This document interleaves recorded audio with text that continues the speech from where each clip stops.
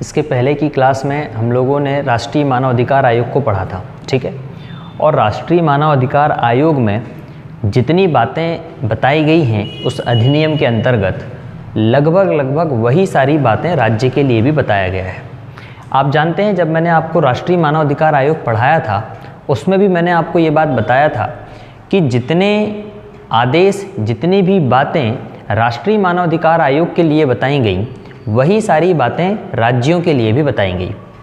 क्योंकि जब ये अधिनियम आया था 1993 का राष्ट्रीय मानव अधिकार आयोग को लेके, तो मानव अधिकार संरक्षण अधिनियम 1993 के अंतर्गत न केवल केंद्र के लिए बल्कि राज्यों के लिए भी मानव अधिकार आयोग होना चाहिए। और राज्यों के लिए जब मानव अधिकार आयोग की बात अधिनियम में कह दी गई है तो राज्यों के सामने ये स्वाभाविक सी बात है, राज्यों का ये दायित्व बन जाता है कि उन्हें भी अपने राज्य के लिए एक राज्य मानव अधिकार आयोग का गठन करना पड़ेगा। और न केवल उस अधिनियम की बात राज्यों ने माना, वर्तमान स्थिति में अगर हम देखें तो अब तक की स्थिति में लगभग 26 राज्य ऐसे हैं जिन्होंने राज्य मानव अधिकार आयोग का गठन अपने अपने राज्यों में करके बैठा हुआ है। उसी में से एक आपको मिलेगा मध्य प्रदेश राज्य, जिसने भी अपने राज्य में राज्य मानव अधिकार आयोग का गठन करके रखा हुआ है और उसी आयोग को आपको पढ़ना है, ठीक है। तो शुरुआत कहाँ से होती है? इसकी जो शुरुआत होगी वो शुरुआत होगी 1993 के अधिनियम से ही, जिसमें राष्ट्रीय मानव अधिकार आयोग के गठन की बात कही गई थी। उसी अधिनियम की धारा क्रमांक 21 में राज्य के मानव अधिकार आयोग के गठन की बात कही गई थी, ठीक है। तो शुरुआत करेंगे हम इसके गठन की, क्योंकि इसकी की सारी प्रक्रिया आप जानते हैं और जितनी बातें इसमें बताई जाएंगी वो सारी की सारी बातें लगभग राष्ट्रीय मानव अधिकार आयोग के समान ही आपको देखने को मिलेगी। जो काम केंद्र में, जो काम संपूर्ण देश के लिए राष्ट्रीय मानव अधिकार आयोग कर रहा है, वही काम उस पर्टिकुलर राज्य के लिए राज्य मानव अधिकार आयोग को करना था। और केवल इसी उद्देश्य से कि प्रत्येक राज्य में, चूंकि अगर संपूर्ण देश के लिए केवल एक ही मानव अधिकार आयोग होता तो आप समझ सकते हैं कि मानव अधिकार के पास, राष्ट्रीय मानव अधिकार आयोग के पास कितना सारा काम हो जाता। और अगर प्रत्येक राज्य में छोटे छोटे एक आयोग भी अगर बने हुए हैं तो लगभग 50% काम तो राज्य के मानव अधिकार आयोग कर देंगे। और जब 50% काम राज्य के मानव अधिकार आयोग कर रहे हैं तो राष्ट्रीय लेवल का जो मानव अधिकार आयोग है वो अपना दायित्व और भी अच्छे से निभा पाएगा। इसीलिए जब 1993 में मानव अधिकार संरक्षण अधिनियम 1993 लेके आए और उस अधिनियम में ये बात स्पष्ट कर दी गई कि धारा क्रमांक 21, जिसमें राज्य के मानव अधिकार आयोगों के गठन की बात कही गई है, उस धारा का प्रयोग करके प्रत्येक राज्य सरकार का ये दायित्व होगा कि वो अपने राज्य में राज्य मानव अधिकार आयोग का गठन करे। और इसी कंडीशन को मानते हुए 26 राज्यों ने ये काम कर भी लिया, जिसमें से वर्तमान में हमारा मध्य प्रदेश भी शामिल है उन 26 राज्यों में। अगर हम हमारे मध्य प्रदेश की बात करेंगे तो देखेंगे आप, मध्य प्रदेश ने 13 सितंबर, डेट बड़ी इंपॉर्टेंट है क्योंकि आपसे डेट ज़रूर पूछी जाएगी, 13 सितंबर 1995 को हमारे यहाँ मध्य प्रदेश राज्य मानव अधिकार आयोग का गठन कर लिया गया। और कैसे किया गया? ध्यान रखेंगे, मानव अधिकार संरक्षण अधिनियम जो कब आया था? 1993 में जो आया था। इस अधिनियम की धारा क्रमांक 21 का उपयोग करके या 21 के तहत राज्य सरकार के द्वारा राज्य में मानव अधिकार आयोग का गठन किया गया। कौन करेगा इसका गठन? राज्य सरकार द्वारा। अगर हम राष्ट्रीय मानव अधिकार आयोग की बात करेंगे तो उसका गठन करती है केंद्र सरकार, ये आप भी जानते हैं, और यहाँ पे करेगी राज्य सरकार। एक बात और यहाँ पे समझेंगे, क्योंकि 1993 के अधिनियम के माध्यम से इस आयोग का गठन किया जा रहा है, उसकी धारा का उपयोग करके इसका गठन किया जा रहा है। इस कारण से इस आयोग की जो प्रकृति होगी, मतलब ये आयोग की जो प्रकृति होगी, नेचर होगा, ये कैसा होगा? वैधानिक आयोग। और ये सारी बात आप सब जानते हैं, मैंने आपको हर एक बात स्पष्ट करके रखी हुई है कि कौन सा आयोग वैधानिक आयोग होगा और कौन सा आयोग संवैधानिक आयोग होगा। चूँकि किसी कानून में इसके बारे में बताया गया है, किसी अधिनियम में इसके बारे में बताया गया है, किसी विधान, किसी विधि में इसके बारे में बताया गया है, इस कारण से इस आयोग को हम वैधानिक आयोग कहेंगे। इसी के लिए एक नाम और आ सकता है जिसे कहा जाएगा सांविधिक आयोग। सांविधिक आयोग, ठीक है। राष्ट्रीय मानव अधिकार आयोग के लेक्चर में मैंने आपको सारी बातें बताई थी, कैसे मानव अधिकारों की शुरुआत हुई, कैसे उन मानव अधिकारों के लिए लोगों ने डिमांड भी की, और कब हमारे यहाँ मानव अधिकारों को इंट्रोड्यूस किया गया, ओवरऑल वर्ल्ड में भी कब किया गया, ये सारी बात देखें। जिसको नहीं आएगा समझ में तो एक बार YouTube में जाके ज़रूर चेक कर लेना कि उसमें मानव अधिकार, राष्ट्रीय लेवल के मानव अधिकार आयोग का एक लेक्चर डाला हुआ है, उसको ज़रूर देखना, लाइव रिकॉर्डेड है वो भी, उसमें सारी बातें स्पष्ट रूप से आपको मिल जाएंगी, ठीक है। ये पढ़ रहे हैं हम केवल राज्य के मानव अधिकार आयोग के बारे में, तो यहाँ पे मैं आपको ज़्यादा चीज़ें बिल्कुल नहीं बताऊंगा क्योंकि सारी बातें ऑलरेडी मैंने आपको पहले ही बता के रखी है। अगर गठन की बात करेंगे तो 13 सितंबर 1995 को मानव अधिकार संरक्षण अधिनियम जो 1993 में आया था, उस अधिनियम की धारा क्रमांक 21 का 21, उसके अंदर का भी अगर क्लॉज नंबर 1 देखते हैं तो उसका प्रयोग करके मध्य प्रदेश राज्य सरकार के द्वारा इसका गठन किया गया 13 सितंबर 1995 में। चूँकि किसी अधिनियम के माध्यम से बन रहा है ये आयोग, इस कारण से इस आयोग को दर्जा दिया गया वैधानिक आयोग का, और दर्जा क्या देना वो तो बनेगा ही, और वैधानिक आयोग को ही हम सांविधिक आयोग के रूप में भी जानते हैं। अब एक बात यहाँ पे स्पष्ट रूप से समझिए क्या है। देखिए, अगर मैं राष्ट्रीय मानव अधिकार आयोग की बात करता हूँ तो आप जानते हैं, अगर मैं राष्ट्रीय मानव अधिकार की बात करूँ, मानव अधिकार आयोग की अगर मैं बात करूँ तो इस आयोग का क्या काम था। हमारे भारत के संविधान में अगर आप अनुसूची क्रमांक 7 को पढ़ते हैं तो उसमें राज्य के लिए, केंद्र के लिए एक प्रकार से पूरे विषय अलग अलग करके बताए गए हैं कि किस विषय में कौन कानून बनाएगा, कि कौन सा विषय होगा जिसमें केंद्र सरकार कानून बनाएगी, कौन सा विषय होगा जिसमें राज्य सरकार कानून बनाएगी, और कौन से ऐसे विषय होंगे जिसमें केंद्र और राज्य दोनों मिलकर कानून बनाएंगी। उन्हीं के हिसाब से आप देखेंगे तो जो संघ सूची थी, संघ मतलब हम केंद्र की बात कर रहे हैं, संघ सूची में तो कानून बनाने का जो अधिकार है वो केंद्र सरकार का होता है। इसके साथ ही आप देखेंगे एक और सूची मिलेगी आपको, समवर्ती सूची।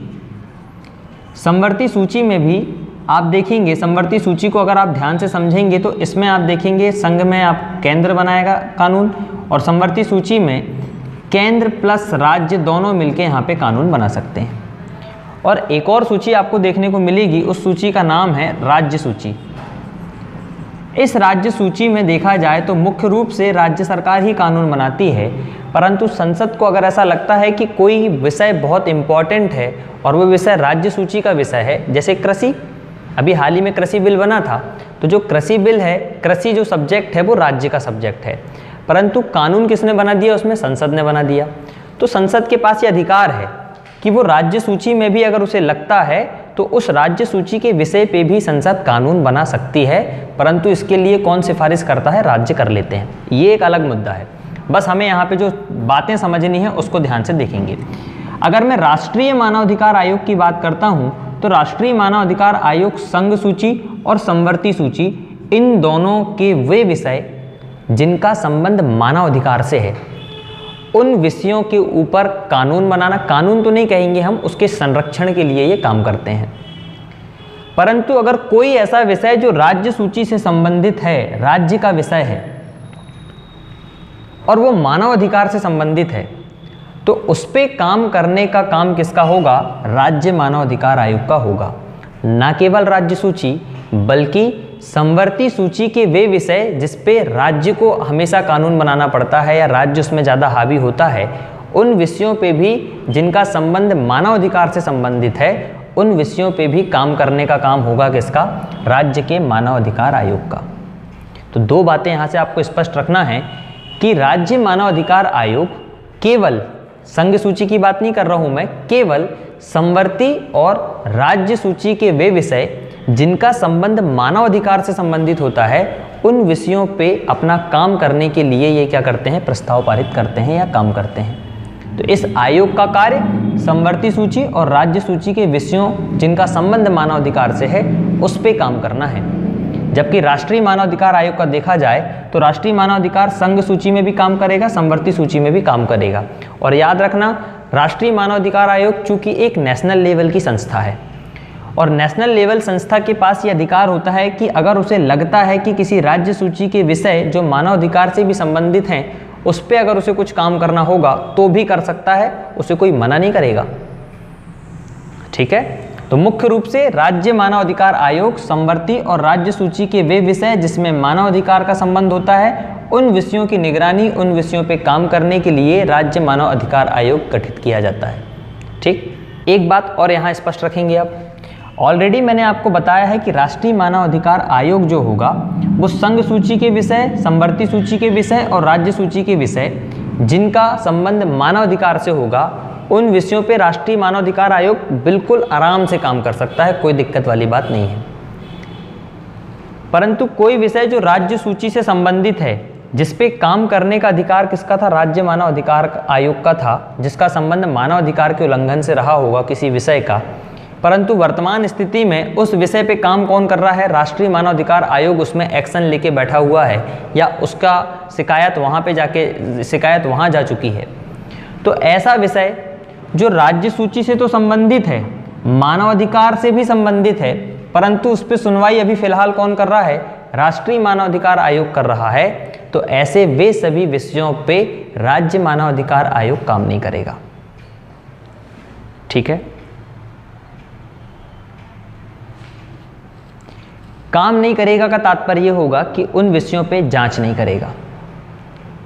वे विषय जो राज्य सूची के विषय हैं या समवर्ती के हैं जिस पे जांच करने का मुख्य रूप से अधिकार राज्य के मानवाधिकार आयोग को है, परंतु उस विषय पे जांच वर्तमान में कौन कर रहा है, मान के चलो राष्ट्रीय मानवाधिकार आयोग कर रहा है, तो ऐसे वे विषय जो वर्तमान में राष्ट्रीय मानवाधिकार आयोग के पास जांच से संबंधित मामला पहुंच गया है उसके पास, तो उन विषयों पे राज्य मानवाधिकार आयोग अब उन मामलों पे जांच नहीं करेगा।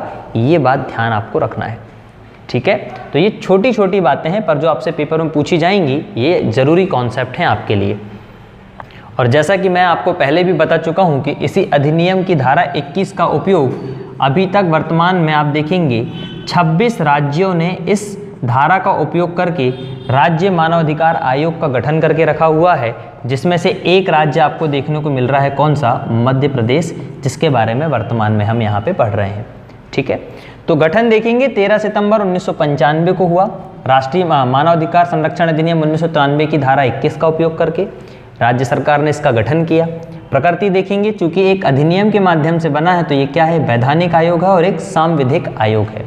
ठीक है, मुख्यालय की बात करेंगे, मैं पहले भी कई लेक्चरों में आपको बता चुका हूँ कि मध्य प्रदेश के अगर किसी भी आयोग का आपको मुख्यालय देखना है तो केवल MPPSC को छोड़ दें, मतलब संघ लोक सेवा आयोग को छोड़ दें, राज्य लोक सेवा आयोग को छोड़ दें, उसका मुख्यालय केवल इंदौर में है। बाकी सभी का मुख्यालय आपको देखने को मिलेगा कहाँ पे, भोपाल में। और ऐसे जितने भी राष्ट्रीय आपको देखने को मिलेंगे आयोग, उन सभी आयोगों का जो मुख्यालय मिलेगा वो मिलेगा आपको कहाँ पे, दिल्ली में। तो हमारे मध्य प्रदेश राज्य मानवाधिकार आयोग का जो मुख्यालय होगा वो मुख्यालय भी होगा भोपाल में, और यही भोपाल सिटी में इसका कार्यालय बनाया गया, मुख्यालय बनाया गया, जिसका नाम है राज्य मानवाधिकार आयोग भवन भी बोलते हैं ऐसी जगहों को, भवन। अब आयोग तो बना दिया गया, चूंकि आयोग बना है तो स्वाभाविक सी बात है इसके अंदर कुछ व्यक्तियों को रखना तो पड़ेगा ही, जिसे हम बोलते हैं संरचना। आयोग की संरचना देखेंगे मध्य प्रदेश राज्य मानवाधिकार आयोग की, तो इसमें एक अध्यक्ष होगा, इसके साथ ही इस अध्यक्ष की सहायता करने के लिए 2 अन्य सदस्य होंगे। और ये कौन कौन होंगे? पहली बात, अध्यक्ष की मैं बात कर रहा हूं, राज्य मानवाधिकार आयोग का अध्यक्ष वही व्यक्ति बनेगा जो कि हाईकोर्ट का मुख्य न्यायाधीश या कार्यरत न्यायाधीश रहा हो। कार्यरत न्यायाधीश, इसको कार्यरत नहीं कहेंगे हम, इसको कहेंगे हम क्या, अन्य न्यायाधीश रहा हो। कार्यरत अलग हो जाता है, अन्य न्यायाधीश रहा हो। मुख्य न्यायाधीश या अन्य न्यायाधीश रहा हो का तात्पर्य है रिटायर्ड हो गया हो, रिटायर्ड।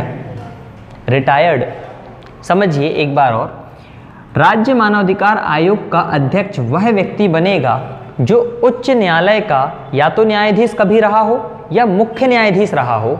वे ऐसे रिटायर्ड न्यायाधीश इस आयोग के अध्यक्ष बनाए जा सकते हैं। ध्यान रखना, वर्तमान में जो न्यायाधीश वहाँ पे काम करेगा वो न्यायाधीश यहाँ पे अध्यक्ष कभी नहीं बनेगा। केवल और केवल रिटायर्ड न्यायाधीश ही यहाँ पे क्या करेंगे, यहाँ पे अध्यक्ष के रूप में शपथ ले सकते हैं। और ये जो भी प्रावधान मैं आपको बता रहा हूँ, चूँकि इसमें 2019 में संशोधन हुआ है, तो 2019 में संशोधन में ये बात बताई गई कि वह व्यक्ति भी राज्य मानवाधिकार आयोग का अध्यक्ष बन सकता है जो हाईकोर्ट का न्यायाधीश या मुख्य न्यायाधीश कभी रहा हो, और वर्तमान में वो क्या हो चुका है, रिटायर्ड हो चुका है। वो व्यक्ति का बन सकता है, यहाँ पे अध्यक्ष बन सकता है। और सदस्य की अगर हम बात करें तो सदस्य के लिए दो बातें आपको यहाँ पे ध्यान रखना है। ये किसकी बात कर रहे हैं हम, अध्यक्ष की हो गई ये बात। अब बात करेंगे सदस्यों की। आपने देखा इसमें मुख्य रूप से दो सदस्य होते हैं। दो सदस्य कौन कौन होंगे? पहले सदस्य की अगर मैं बात करूं तो पहला सदस्य वह व्यक्ति होगा जो हाईकोर्ट का न्यायाधीश है। हाईकोर्ट का न्यायाधीश है, या तो वर्तमान में है, या तो वर्तमान में काम कर रहा है, या रिटायर्ड हो चुका है। वह व्यक्ति जो हाईकोर्ट का न्यायाधीश रह चुका है या वर्तमान में काम कर रहा है, वह व्यक्ति भी इस आयोग का सदस्य बन सकता है, परंतु सदस्य मुख्य न्यायाधीश नहीं होगा। ये बात भी आपको ध्यान रखना है। दो बातें यहाँ पे स्पष्ट वाली बात है, एक बार और रिपीट कर रहा हूँ मैं। अध्यक्ष वही व्यक्ति बनेगा जो हाईकोर्ट का कभी मुख्य न्यायाधीश रहा हो या अन्य न्यायाधीश रहा हो। ऐसे दो प्रकार के व्यक्ति जो रिटायर्ड हो चुके हैं हाईकोर्ट के न्यायाधीश के पद से, हो सकता है कि वो चीफ जस्टिस रहा हो उस राज्य के हाईकोर्ट का, या हो सकता है कि वो अन्य न्यायाधीश रहा हो। उनमें से कोई भी व्यक्ति जो रिटायर्ड हो चुका है वो व्यक्ति अध्यक्ष बन सकता है। चूंकि दो सदस्य बनते हैं इसके अंतर्गत, तो दो सदस्यों में एक सदस्य होगा हाईकोर्ट का ही न्यायाधीश। हो सकता है वो वर्तमान में काम कर रहा हो या हो सकता है वो रिटायर्ड हो चुका हो, परंतु वो मुख्य न्यायाधीश कभी भी ना रहा हो। वो व्यक्ति इसका क्या बन सकता है, सदस्य बन सकता है। अगर ये भी ना मिले तो राज्य के जो डिस्ट्रिक्ट कोर्ट होते हैं, मतलब जिला न्यायालय होते हैं, उस जिला न्यायालय में काम करने वाला जो न्यायाधीश जो होगा उसे भी ये क्या कर सकते हैं, इसके सदस्य के रूप में नियुक्त कर सकते हैं। या तो हाईकोर्ट का न्यायाधीश जो वर्तमान में काम कर रहा हो या रिटायर्ड हो चुका हो, या राज्य के जो जिला न्यायालय होते हैं उसमें काम करने वाले जो न्यायाधीश होते हैं, उन न्यायाधीशों को ये क्या कर सकते हैं, नियुक्ति दे सकते हैं। परंतु ध्यान रखना, इसमें इन न्यायाधीशों के पास 7 वर्ष का क्या होना चाहिए, कानूनी अनुभव होना चाहिए। 7 वर्ष तक वो किसी भी न्यायालय में या जिले न्यायालय में न्यायाधीश के पद में काम कर चुके हैं। वे व्यक्ति भी मानवाधिकार आयोग के, राज्य के मानवाधिकार आयोग के सदस्य बन सकते हैं। और एक व्यक्ति हाईकोर्ट का बन सकता है जो वर्तमान में काम कर रहा है या तो रिटायर्ड हो चुका है। इन दोनों में से जो भी इन्हें लगेगा उसको उठा लेंगे। दूसरा सदस्य जो होगा वो होगा मानव अधिकार का विशेषज्ञ, जिसको मानव अधिकारों का क्या हो, विशेष ज्ञान हो, विशेष ज्ञान वाला व्यक्ति। ऐसा व्यक्ति जिसे मानव अधिकारों से संबंधित मुद्दों का, उन विषयों का विशेष ज्ञान हो, उस व्यक्ति को भी ये क्या कर सकते हैं, एक सदस्य के रूप में यहाँ पे नियुक्त कर सकते हैं। 3 लोगों से मिलके ये बहुसदस्यीय निकाय बनेगा, जिसमें एक अध्यक्ष होगा, जिसमें 2 सदस्य होंगे। ध्यान से समझना, क्योंकि यहीं से क्वेश्चन उठ के आएंगे। अध्यक्ष केवल वही व्यक्ति बनेगा जो हाईकोर्ट का कभी मुख्य न्यायाधीश रहा हो या अन्य न्यायाधीश रहा हो, परंतु रिटायर्ड हो चुका हो, वर्तमान में काम नहीं करना चाहिए, रिटायर्ड हो चुका हो, वो व्यक्ति बन सकता है इसका अध्यक्ष। सदस्य की बात करेंगे तो एक सदस्य इसमें न्यायिक सदस्य होगा। वो न्यायिक सदस्य कहाँ से हो सकता है, या तो हाईकोर्ट का हो सकता है। हाईकोर्ट में भी कैसा, वर्तमान में या तो काम कर रहा हो या रिटायर्ड हो चुका हो, परंतु मुख्य न्यायाधीश कभी ना रहा हो। तो न्यायाधीश कहते हैं हम ऐसे व्यक्ति को। हाईकोर्ट का कोई न्यायाधीश जो या तो कार्यरत हो या रिटायर्ड हो चुका हो, वो व्यक्ति बन सकता है। और अगर वो ना मिले तो राज्य के जो जिला कोर्ट होते हैं, डिस्ट्रिक्ट कोर्ट होते हैं, उन डिस्ट्रिक्ट कोर्ट में जो व्यक्ति न्यायाधीश के पद में बैठा हुआ है, और उसने कम से कम 7 साल तक इस न्यायाधीश के पद में काम किया है, वो व्यक्ति को भी ये एक सदस्य के रूप में नियुक्ति दे सकते हैं। और दूसरा सदस्य जो होगा एक ऐसा व्यक्ति होगा जिसे मानव अधिकार के मुद्दों पर विशेष ज्ञान होना चाहिए। इनकी मदद के लिए वही व्यक्ति यहाँ पे क्या होगा, इसका सदस्य बन सकता है। अब अध्यक्ष सदस्य तो आप लोगों ने देख लिया, ये देखेंगे कि इन अध्यक्ष और सदस्यों की नियुक्ति कौन करेगा। नियुक्ति कौन करेगा? अगर हम देखें कि इसमें जो एक अध्यक्ष होगा और एक सदस्य होगा, इन दोनों की नियुक्ति करने का दायित्व जो दिया गया है वो राज्य के राज्यपाल को दिया गया है। जैसा कि आप राष्ट्रीय मानवाधिकार आयोग की अगर हम बात करें तो इस राष्ट्रीय मानवाधिकार आयोग में आपने देखा था कि यहाँ पे राष्ट्रपति क्या करता था, नियुक्ति करता था अध्यक्ष और सदस्यों की। ऐसे ही यहाँ पे नियुक्ति कौन करेगा, राज्यपाल करेगा। परंतु राज्यपाल यहाँ पर एक चयन समिति की सिफारिश पर करेगा, चयन समिति की अनुशंसा पर करेगा। चयन समिति की अनुशंसा पर ही ये क्या करेगा, उस अध्यक्ष और सदस्यों की नियुक्ति करेगा। अब ये चयन समिति कैसी होगी, ये भी निर्धारित होता है। हर चीज़ एक निर्धारित वे में ही आपको देखने को मिलेगी। यहाँ पे राष्ट्रीय मानवाधिकार आयोग में अगर आप देखें तो वहाँ पे भी 6 सदस्यीय एक उच्च स्तरीय चयन समिति होती है, जिसकी अनुशंसा पर कौन करता है, वहाँ पे आप देखेंगे राष्ट्रपति नियुक्ति करता है। ऐसे यहाँ पर भी अगर आप देखेंगे तो राज्य में भी राज्यपाल तभी नियुक्ति करेगा जब वो यहाँ पे भी एक उच्च स्तरीय चयन समिति बनाया जाएगा और उस उच्च स्तरीय चयन समिति की सिफारिश पर ही यहाँ पे राज्यपाल इनकी नियुक्ति करेगा। कौन कौन होंगे उस चयन समिति में, ये सबसे अहम मुद्दा है और इसको लेके पीएससी ने कई बार सवाल भी पूछ चुके हैं। चयन समिति की मैं बात कर रहा हूँ, कौन कौन चयन समिति में होगा, ध्यान देंगे यहाँ पे एक एक पॉइंट में। इस चयन समिति में राज्य का जो मुख्यमंत्री होगा वो इस चयन समिति का अध्यक्ष होगा। जैसे राष्ट्रीय मानवाधिकार आयोग की अगर हम बात करें तो वहाँ पे प्रधानमंत्री उस चयन समिति का अध्यक्ष होता है, वैसे ही यहाँ पे राज्य का मुख्यमंत्री इस चयन समिति का क्या होगा, अध्यक्ष होगा। राज्य का जो गृह मंत्री होगा, मतलब होम मिनिस्टर जो होगा राज्य का, वो इसका क्या कहलाएगा, एक सदस्य कहलाएगा। ऐसे ही राष्ट्रीय मानवाधिकार आयोग में जो केंद्रीय गृह मंत्री होगा वह भी उस चयन समिति का सदस्य कहलाता है। तीसरी अगर मैं यहाँ पे बात करूँ तो यहाँ पे जो विधानसभा होगी आपकी, विधानसभा का जो अध्यक्ष होगा, ध्यान रखें, विधानसभा का जो अध्यक्ष होगा वह भी यहाँ पे क्या होगा, इसका सदस्य होगा। जैसे राष्ट्रीय मानवाधिकार आयोग में लोकसभा का जो अध्यक्ष होता है वो उसका सदस्य होता है, ऐसे ही यहाँ पे विधानसभा का जो अध्यक्ष होगा वो इसका सदस्य होगा। इसके अलावा विधानसभा का विपक्ष का जो नेता होगा, विपक्ष का जो नेता होगा वह भी इस समिति का सदस्य होगा। वहाँ पे लोकसभा में जो विपक्ष का नेता होगा वो उस चयन समिति का सदस्य होगा। यहाँ पे चूंकि विधानसभा होगी तो विधानसभा में जो विपक्ष का नेता होगा वो यहाँ पे सदस्य होगी। अगर राज्य की हम बात करें तो मुख्य रूप से ये 4 सदस्यीय ही समिति होती है। मुख्य रूप से अगर आप देखें तो ये 4 सदस्यीय ही समिति होती है। परंतु भारत के कुछ ऐसे राज्य हैं जहाँ पे विधान परिषद भी है।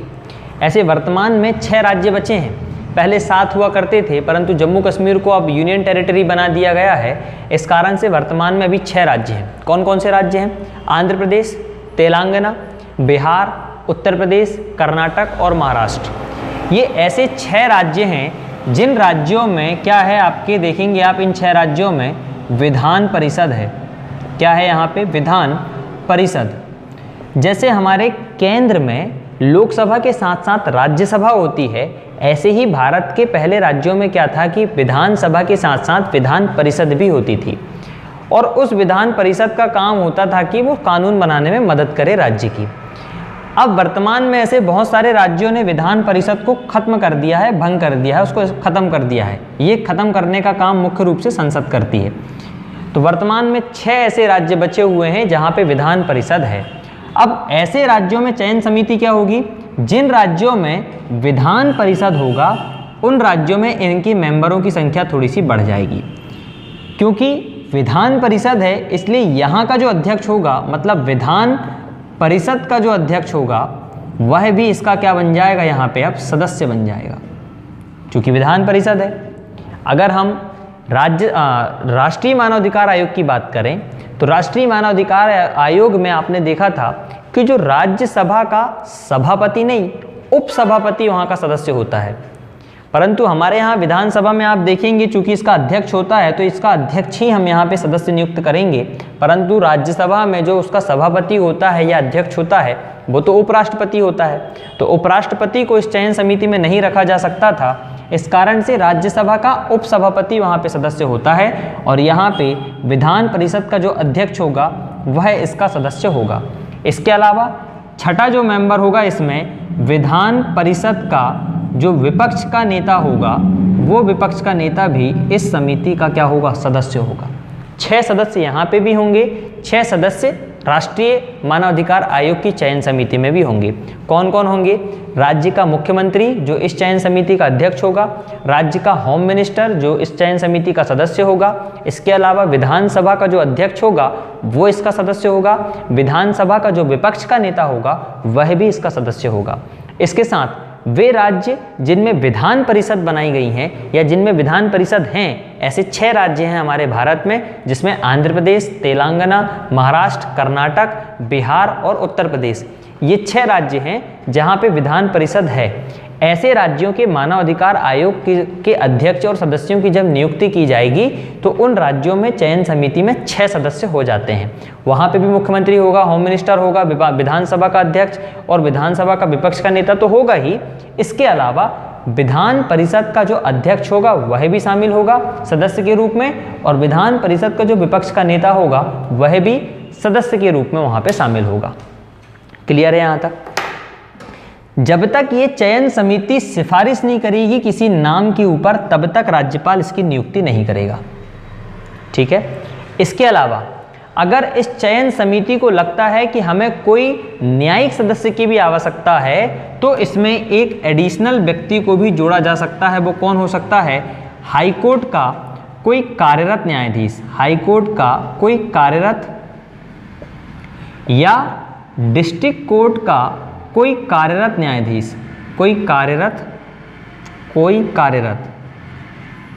न्यायाधीश एक और सदस्य के रूप में नियुक्त किया जा सकता है, परंतु इसके लिए इन्हें हाईकोर्ट के मुख्य न्यायाधीश से परामर्श करना पड़ेगा। हाईकोर्ट के CJI मतलब मुख्य न्यायाधीश से क्या करना पड़ेगा? परामर्श करना पड़ेगा। अगर हाईकोर्ट के मुख्य न्यायाधीश जब तक सिफारिश नहीं करेंगे इस व्यक्ति के लिए, क्योंकि हाईकोर्ट का मुख्य न्यायाधीश ही बताएगा कि किसको बनाओ किसको नहीं बनाओ। ठीक है, ये न्यायिक सदस्यों के लिए। अगर चयन समिति को किसी न्यायिक सदस्य की आवश्यकता पड़ती है तो हाईकोर्ट के मुख्य न्यायमूर्ति से वो परामर्श करेंगे, उनकी सलाह पर एक न्यायिक सदस्य को भी अपनी चयन समिति में रख सकते हैं। वो न्यायिक सदस्य कौन कौन हो सकते हैं? या तो हाईकोर्ट का कोई काम करने वाला न्यायाधीश हो सकता है या डिस्ट्रिक्ट कोर्ट का कोई न्यायाधीश हो सकता है। इनमें से किसी एक को भी ये अपनी चयन समिति में अपनी मदद के लिए यहाँ पे रख सकते हैं। तो ये है, आप देखेंगे मानव अधिकार आयोग के सदस्यों की सदस्य और अध्यक्षों की नियुक्ति के लिए चयन समिति, जिसकी नियुक्ति करेगा राज्यपाल, और ये राज्यपाल इस चयन समिति की सिफारिश पर ही अध्यक्ष और सदस्यों की नियुक्ति कर सकता है। ठीक है, अब यहाँ तक देखा हम लोगों ने, नियुक्ति तो हो गई है। इसके बाद हम देखेंगे इनका कार्यकाल। कार्यकाल मतलब इनकी पदावधि कि जब इनकी नियुक्ति हो जाएगी तो ये कितने साल तक अपने पद में रहेंगे। अगर 2019 के पहले की बात करें तो इनका कार्यकाल होता था 5 वर्ष या अधिकतम 70 वर्ष की उम्र तक, परंतु 2019 में इसमें संशोधन किया गया और उसमें इनके कार्यकाल को कम किया गया, थोड़ा इनके वर्षों को कमी की गई, और वर्तमान में इनका जो कार्यकाल होगा वो होगा 3 वर्ष या अधिकतम 70 वर्ष की उम्र प्राप्त कर लेने तक।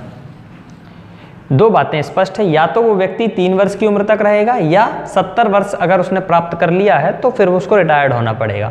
और ध्यान रखें 2019 में ही यह प्रावधान किया गया कि ऐसे सदस्यों को पुनः नियुक्ति का पात्र भी बनाया जा सकता है, पुनः नियुक्ति के ये पात्र भी होंगे।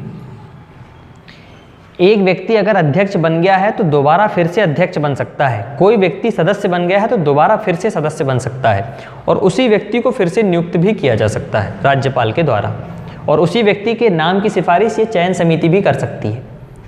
ठीक है, तो कार्यकाल होगा इनका 3 वर्ष और अधिकतम 70 वर्ष की उम्र प्राप्त कर लेने तक। जो भी पहले होगा वो मान लिया जाएगा और उसी व्यक्ति की पुनः नियुक्ति भी की जा सकती है, और नियुक्ति करने का जो दायित्व होगा वो किसका होगा? राज्यपाल का होगा।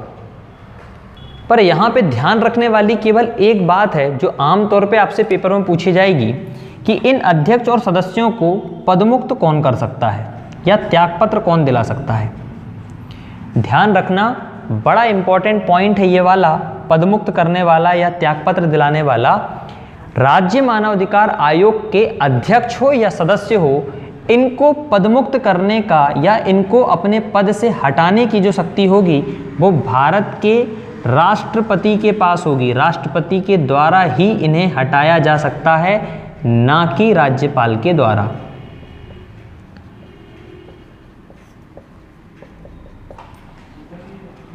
बहुत इंपॉर्टेंट पॉइंट है। क्या कह रहा है कि राज्यपाल इनको अपने पद से अलग नहीं कर सकता है, नियुक्त तो कर रहा है परंतु हटा नहीं सकता है, पदमुक्त नहीं कर सकता है। पदमुक्त करने का काम कौन करेगा? राष्ट्रपति के द्वारा ही इन्हें पदमुक्त कराया जाएगा। ठीक है। और एक बात और याद रखेंगे, जैसे ही इनको पदमुक्त कर दिया जाता है तो जैसे ही ये रिटायर्ड हो जाएंगे उसके बाद ये किसी भी ना केंद्र में ना राज्य की किसी भी सरकार के अंतर्गत ये कोई भी नियोजन के पात्र नहीं होंगे। मतलब कोई भी सरकारी नौकरी नहीं कर सकते फिर ये कि यहाँ से भी रिटायर्ड होगा और वहाँ जाके कोई दूसरी नौकरी में डायरेक्टर बन के बैठ चुके हैं, ऐसा नहीं होगा। जैसे ही ये अपने पद से मुक्त होंगे उसके बाद ना तो ये केंद्र या राज्य के अंदर किसी भी सरकार के अंतर्गत ये काम नहीं कर सकते। ये केवल और केवल यहाँ से रिटायर्ड होने के बाद केवल पेंशन में अपनी ज़िंदगी काटेंगे, पर नौकरी या कहीं पे भी काम ये नहीं कर सकते। और पदमुक्त करने का काम राष्ट्रपति का होगा, ना कि उस राज्य के राज्यपाल के पास। इसके अलावा आप देखेंगे जैसे राष्ट्रीय मानवाधिकार आयोग की हम बात करें तो उसमें जो वेतन भत्ते होते थे वो कौन निर्धारित करता था? वेतन भत्ते, सेवा शर्तें, नियम कानून कौन करता था? केंद्र सरकार करती थी। चूंकि उस आयोग का गठन भी किसने किया था? केंद्र सरकार ने किया था। ऐसे ही इस आयोग का गठन किसने किया है? राज्य सरकार ने किया है। और इन अध्यक्ष और सदस्यों की जो सेवा शर्तें होंगी वो सेवा शर्तें निर्धारित करने का काम किसका होगा? इन अध्यक्ष सदस्यों की सेवा शर्तें निर्धारित करने का काम होगा राज्य सरकार का। किसका? राज्य की सरकार का। ये पॉइंट भी थोड़ा इंपॉर्टेंट है, क्योंकि यहाँ पे राज्यपाल आ जाता है कई बार ऑप्शन में, तो राज्यपाल इनकी सेवा शर्तें निर्धारित नहीं करेगा। सेवा शर्तें निर्धारित करने का काम किसका होगा? उस राज्य की राज्य सरकार के पास। क्योंकि आयोग का गठन तो इन्हीं लोगों ने किया है ना, राज्यपाल ने तो नहीं किया है।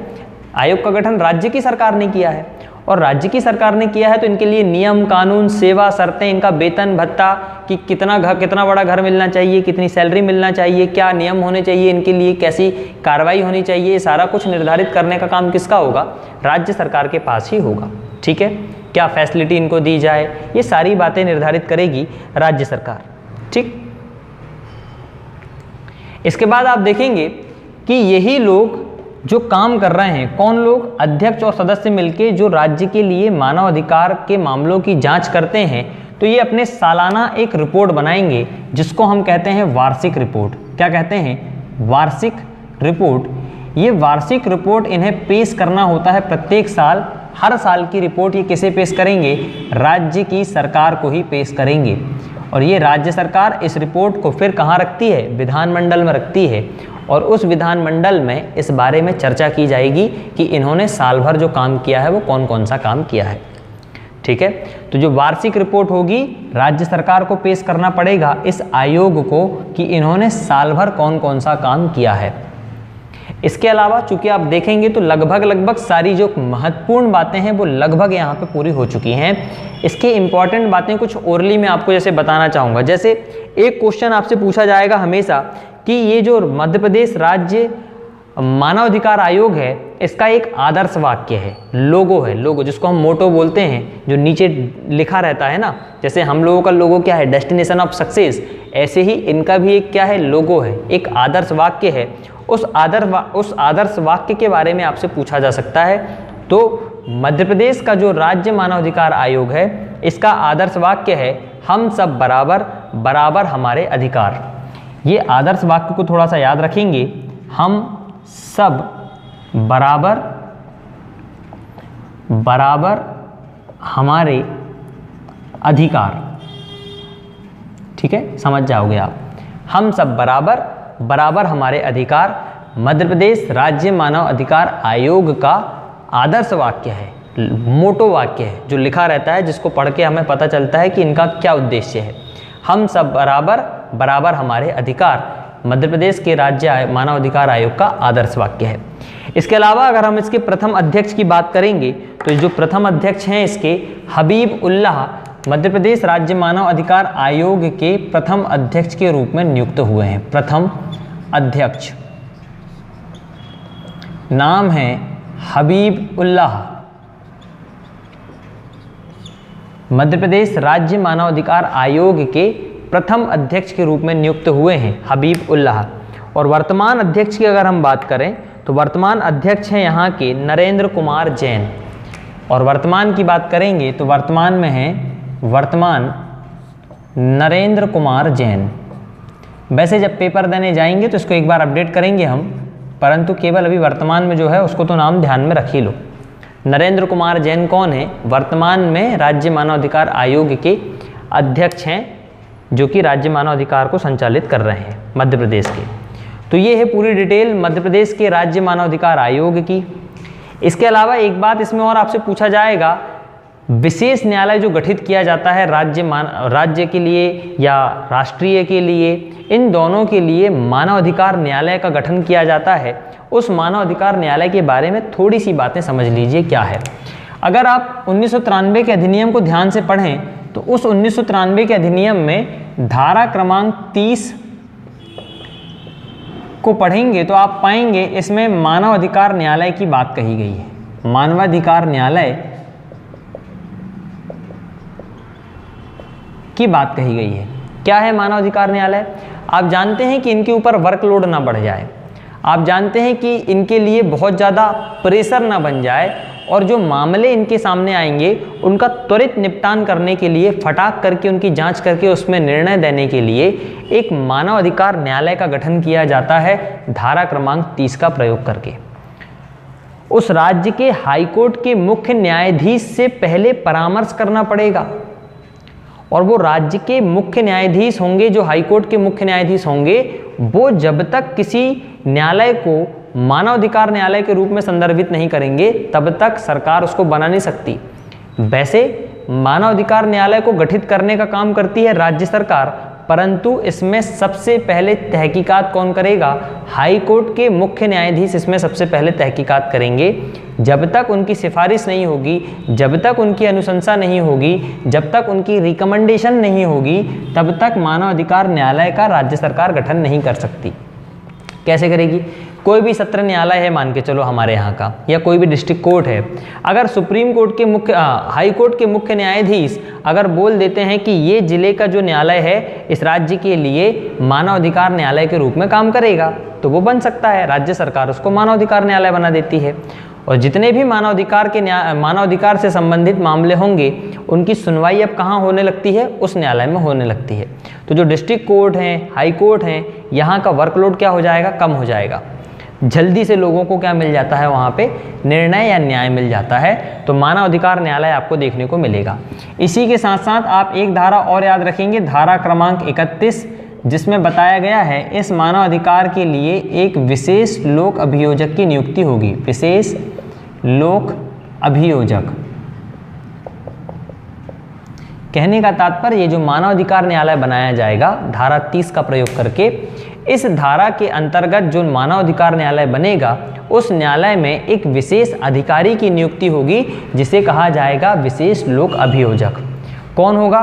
कोई ऐसा वकील जिसने लगभग 7 साल तक क्या किया है? विधि व्यवसाय किया है। जिस विधि व्यवसाय का तात्पर्य वकील के रूप में काम किया है, या उसने वकालत की है हाई कोर्ट में, या आपके डिस्ट्रिक्ट कोर्ट में, या सुप्रीम कोर्ट में भी रहा हो, कोई बड़ी बात नहीं। तो ऐसा व्यक्ति जिसके पास 7 साल का कानूनी अनुभव हो, वो व्यक्ति यहाँ पे विशेष लोक अभियोजक के रूप में भी बन सकता है। और या तो वहाँ पे कोई न्यायाधीश है तो वो तो बन ही जाएगा, कोई बात ही नहीं है, परंतु नहीं है और अलग से हम मानवाधिकार न्यायालय बना रहे हैं, इस कारण से इसके लिए एक विशेष लोक अभियोजक की भी नियुक्ति की जा सकती है। ठीक है, और इसके लिए भी राज्य के जो हाई कोर्ट होंगे उसके मुख्य न्यायाधीश से आपको पहले अनुशंसा लेनी पड़ती है। गठन के समय में भी और इनकी नियुक्ति के समय में भी। वही तो तहकीकात करके बताएंगे ना कि कौन होगा 7 साल का विधि व्यावसायिक व्यक्ति। किसी ने भी आया कि मैंने 7 साल वकीली की है, तो हम कैसे प्रमाणित करेंगे? ये प्रमाणित करने का काम तो कोर्ट ही कर सकता है कि कौन एक्चुअल में उसके यहाँ वकील था या नहीं था। तो ये सब काम किसकी अनुशंसा पे किया जाता है? हाई कोर्ट के मुख्य न्यायाधीश की सिफारिश पर ही ये काम किया जाता है। इसके अलावा कुछ 1-2 बातें ओरली समझेंगे, ज़्यादा समझने वाली बात नहीं है। लगभग सारी की सारी बातें राष्ट्रीय मानवाधिकार आयोग से संबंधित हैं। जैसे कोई मामला जो कि मानवाधिकार से संबंधित है और राज्य सूची या समवर्ती सूची का विषय था, अगर वो मामला किसी न्यायालय में लंबित पड़ा हुआ है तो उस मामले में हस्तक्षेप करने का काम कर सकता है राज्य का मानवाधिकार आयोग। परंतु कौन सा न्यायालय होना चाहिए? हाई कोर्ट या डिस्ट्रिक्ट कोर्ट का मामला होना चाहिए। कि कोई मामला मानवाधिकार से संबंधित है और बहुत सालों साल उसकी सुनवाई चल रही है, तो उसमें त्वरित निपटान करने के लिए राज्य मानवाधिकार आयोग उसमें हस्तक्षेप कर सकता है। परंतु उन मामलों में सुनवाई या जांच नहीं करेगा जो मामला राष्ट्रीय मानवाधिकार आयोग के पास पड़ा हुआ है ऑलरेडी, उस पर सुनवाई नहीं करेगा। इसके अलावा राज्य में मानवाधिकार का अगर किसी का उल्लंघन होता है तो उनकी जांच करेगा, उनकी सुनवाई करेगा, उसके लिए सिफारिश करेगा, ना कि निर्णय देगा। ये जितने भी आप आयोग पढ़ रहे हैं, जैसे मानवाधिकार आयोग हो गया, राष्ट्रीय मानवाधिकार आयोग हो गया, ये सब एक प्रकार के सिफारिश वाले आयोग हैं जो केवल सिफारिश कर सकते थे, और इनकी सिफारिश मानने के लिए राज्य सरकार बाध्य नहीं है। जैसे आपने देखा था कि जो वार्षिक रिपोर्ट देते हैं ये राज्य सरकार को देते हैं। अब इन्होंने मान के चलो किसी चीज़ की सिफारिश की है किसी को लेके, तो राज्य सरकार उसको मान भी सकती है अथवा नहीं भी मान सकती है, मतलब बाध्य नहीं है। तो ये क्या है? एक प्रकार का सिफारिश करता है जो लोगों की मदद करने के लिए, उनके मानवाधिकार की सुरक्षा करने के लिए, संरक्षण करने के लिए, उनके हितों की रक्षा करने के लिए ये आयोग बना है। और अगर ऐसा कुछ उल्टा सीधा होता है तो उसके लिए सिफारिश करेगा ये राज्य सरकार से कि भैया ऐसा ऐसा करो। कोई कानून अगर राज्य सरकार के विधानमंडल द्वारा पास किया जाता है और उसमें मानवाधिकारों का उल्लंघन होता है तो उसकी तहकीकात भी करता है ये। ठीक है, तो ये बातें कौन करेगा? ये सारी चीज़ें कौन करेगा? राज्य का मानवाधिकार आयोग। एक बात और यहाँ पे ध्यान रखेंगे कि जो राज्यपाल होगा ये तो नियुक्ति करता है, परंतु पदमुक्त जो करेगा वो कौन करेगा? राष्ट्रपति करेगा। और अगर त्यागपत्र दिलाएगा तो भी कौन दिलाएगा? राष्ट्रपति दिलाएगा, ना कि राज्यपाल। परंतु किस आधार पे? 2-3 आधार बड़े इंपॉर्टेंट है। एक आधार तो ये है कि भैया अगर ये असमर्थ हो जाए, दिवालिया घोषित हो जाए, इस पद में रहते हुए कहीं पे सरकारी नियोजन में लग जाए और लाभ वहाँ से प्राप्त कर रहा है, तो एक समय में 2-2 जगह अगर ये काम कर रहा है तो भी इसको त्यागपत्र दिलाया जा सकता है। मानसिक विकृति से पागल हो जाए या अपंग हो जाए, ये सारी चीज़ें अगर हो जाती हैं तो राष्ट्रपति राज्य मानवाधिकार के अध्यक्ष और सदस्यों का त्यागपत्र दिला सकता है या उनको पद से हटा सकता है। परंतु अगर मान के चलो कि ये जो अध्यक्ष और सदस्य असमर्थता और साबित कदाचार के हिसाब से अगर हटाए जाते हैं तो इसके लिए राष्ट्रपति को पहले सुप्रीम कोर्ट के न्यायाधीश से परामर्श लेना पड़ेगा, वो भी मुख्य न्यायाधीश से। चूंकि जब तक ये मुख्य न्यायाधीश से परामर्श नहीं करेगा तब तक ये अध्यक्ष और सदस्यों को हटा नहीं पाएगा। परंतु कौन से 2 आधार? साबित कदाचार और असमर्थता के आधार पे जब कभी भी राष्ट्रपति अध्यक्ष और सदस्यों को पदमुक्त करने की कोशिश करेगा उसके पहले सुप्रीम कोर्ट के मुख्य न्यायाधीश से इसे क्या करना पड़ेगा? परामर्श करना पड़ेगा। और सुप्रीम कोर्ट के मुख्य न्यायाधीश अगर बोलते हैं कि हटा दो तो हटा देगा, नहीं बोलेंगे तो नहीं हटाएगा। और हटाएगा कौन? राष्ट्रपति, ना कि राज्यपाल। तो 2-3 बातें यहाँ पे जो मुख्य थी वो मैंने आपको बताया है। ध्यान रखने वाली चीज़ें क्या है? प्रथम अध्यक्ष जो कि हबीबुल्लाह थे, वर्तमान में नरेंद्र कुमार जैन हैं। गठन देखेंगे 13 सितंबर 1995 को किया गया था 1993 के अधिनियम की धारा क्रमांक 21 का प्रयोग करके। वैधानिक आयोग है, मुख्यालय भोपाल में है। संरचना देखेंगे, एक अध्यक्ष सदस्य 2 होते हैं। कौन होंगे, कैसे होंगे, ये सारी चीज़ आपने देखा है। और इनकी नियुक्ति जो करेगा राज्यपाल करेगा एक चयन समिति के हिसाब से। ये चयन समिति में मुख्य रूप से देखा जाए तो 4 सदस्य होते हैं, परंतु जिन राज्यों में विधान परिषद होगी तो वहाँ पे 6 सदस्य भी हो सकते हैं। कौन कौन होंगे? सीएम उस राज्य का जो अध्यक्ष होगा, होम मिनिस्टर जो सदस्य होगा, विधानसभा का नेता अध्यक्ष जो होगा वो होगा, विपक्ष का नेता विधानसभा का वो भी सदस्य होगा। जहाँ विधान परिषद होगी विधान परिषद का अध्यक्ष सदस्य होगा, विधान परिषद का विपक्ष का नेता भी सदस्य होगा। ये बात आपने देखा। अगर इनकी हम बात करें कार्यकाल तो 3 वर्ष 70 वर्ष तक हो सकता है और इन्हें पुनः नियुक्त भी किया जा सकता है। और ये बात 2019 के संशोधन के माध्यम से जोड़ी गई। अदरवाइज पहले 5 साल और 70 वर्ष तक काम करते थे। पदमुक्त राष्ट्रपति करेगा, ना कि राज्यपाल करेगा। सेवा शर्तें सब राज्य सरकार डिसाइड करेगी। धारा 30 में आप देखेंगे मानवाधिकार न्यायालय मिलेगा। धारा 31 में इसी अधिनियम की विशेष लोक अभियोजक की नियुक्ति का प्रावधान किया गया है।